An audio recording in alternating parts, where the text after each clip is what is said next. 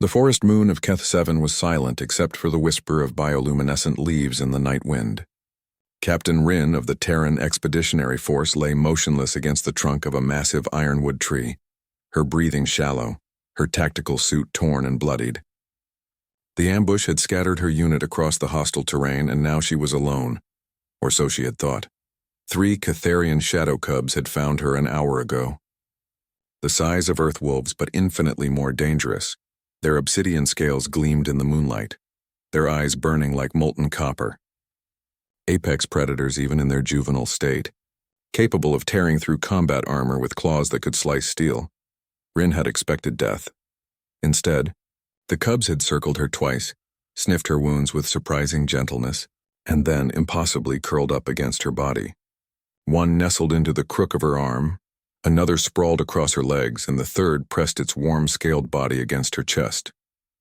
Within minutes they were purring, a deep rumbling that vibrated through her bones. She didn't dare move. Pain radiated from her broken ribs, and her left leg was definitely fractured. But beyond the physical agony was something else, a strange, peaceful warmth emanating from the creatures. They had chosen her as their guardian, their sleeping place, their safety. That's when the Jarn patrol found them. 6 alien soldiers emerged from the tree line, their chitinous armor clicking softly, plasma rifles raised. The Jarn Collective had been humanity's enemy for 3 brutal years, and this forward position was deep in contested territory. Vael, the patrol leader, raised one clawed hand to signal a halt. "Human soldier," Vael's translator crackled. "Injured. Easy capture." The other soldiers moved forward, weapons trained on Rin's position, but Vael hesitated, his compound eyes focusing on the scene before him. The shadow cubs, the apex predators of Keth 7, sleeping peacefully on the human. "Hold," Vael commanded sharply. His squad stopped, confused. One soldier, younger and more aggressive, chittered in their native tongue. "Sir, the human is defenseless. You can die in the next 3 seconds if you take another step." Vael interrupted, his voice cold. The young soldier fell silent.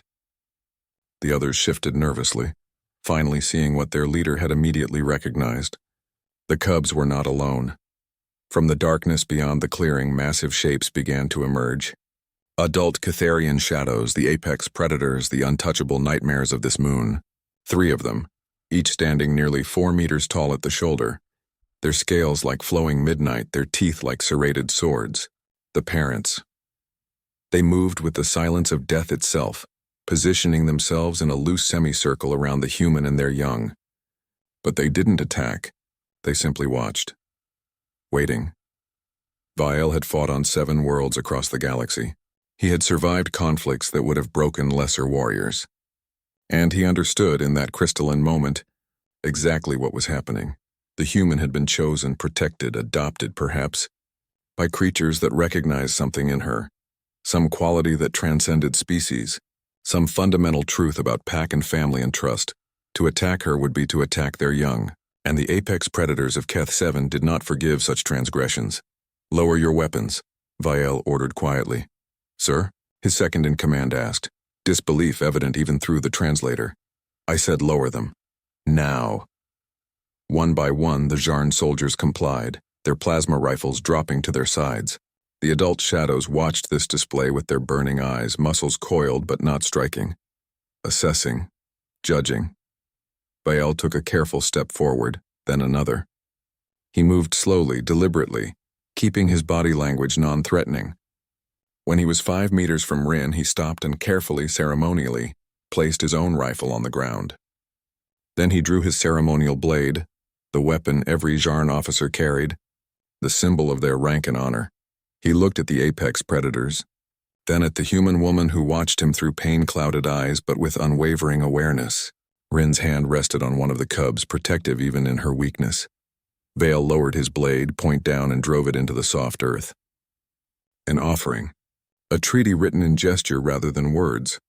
The other Jarn soldiers stared in shock, but they understood. Their leader was surrendering, not to the human, but to something far more ancient than their war.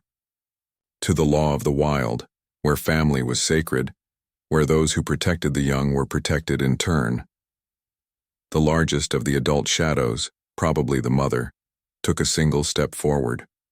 Her massive head lowered, her copper eyes locked with veils.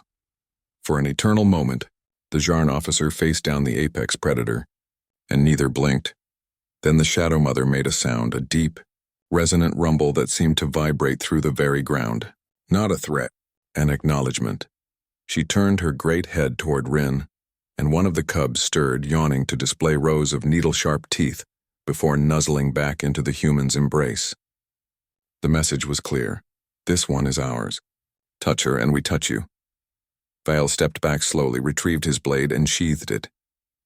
He looked at his squad. We were never here. We saw nothing. Understood? They nodded rapidly, relief washing over them. As the Jarn patrol melted back into the forest, Vael glanced back one final time. The human soldier remained where she was, surrounded by the cubs and guarded by the apex predators. By morning, her unit would find her.